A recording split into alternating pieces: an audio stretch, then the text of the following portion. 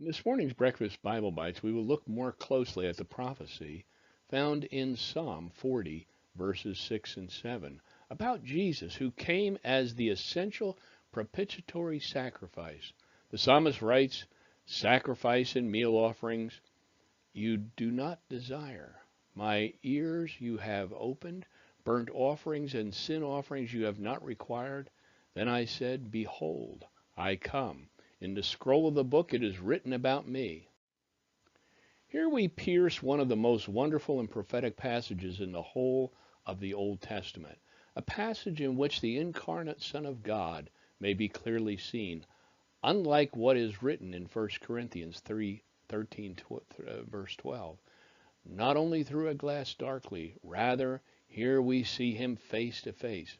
In Hebrews 10, 1 through 7, we'll read, "For the law, since it has only a shadow of the good things to come, and not the very form of things, can never by the same sacrifices which they offer continually, year by year, make perfect those who draw near.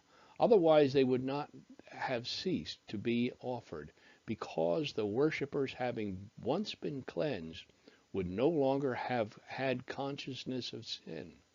But in those sacrifices that there is a reminder of sins year by year, for it is impossible for the blood of bulls and goats to take away sins.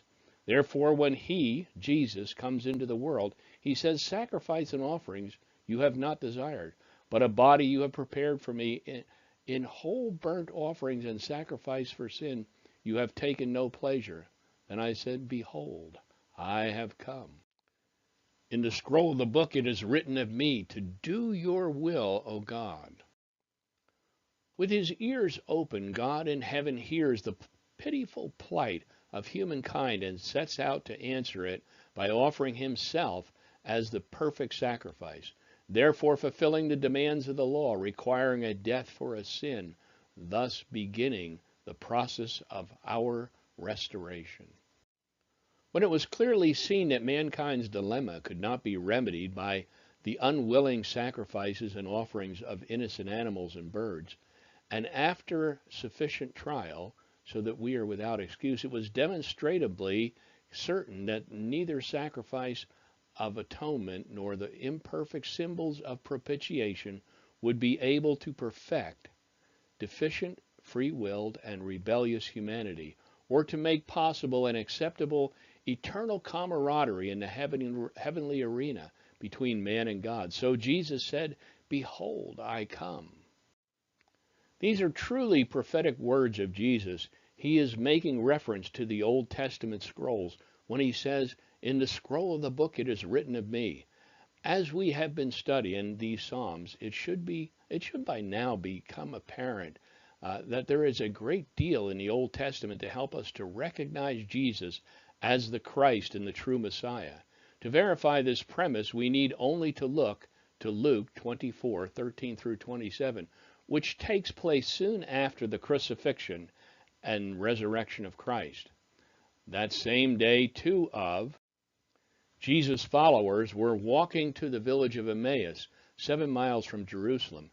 As they walked along, they were talking about everything that had happened. As they talked and discussed these things, Jesus himself suddenly came and began walking with them. But God kept them from recognizing him. He asked them, "What are you discussing so intently as you walk along?"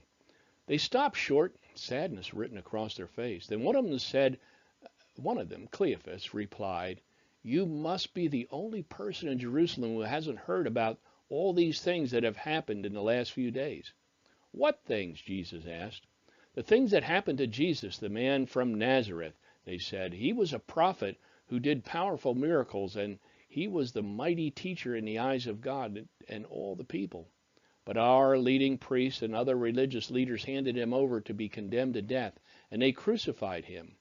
We had hoped that he was the Messiah who had come to rescue Israel." This all happened 3 days ago. Then some women from our group of his followers were at the tomb early in the morning, and they came back with an amazing report. They said the body was missing, and they had seen angels who told them that Jesus was alive. Some of our men ran out to see, and sure enough, the body was gone, just as the women had said. Then Jesus said to them, "You foolish people, you find it hard to believe that all that the prophets have written in scriptures? Wasn't it clearly predicted that the Messiah would have to suffer all these things before entering his glory?" Then Jesus took them through the writings of Moses and all the prophets, explaining from all the scriptures the things concerning himself. Some of us find the Old Testament boring, but if you read it as I do, as a treasure map, looking for Jesus, you'll never ever tire of it.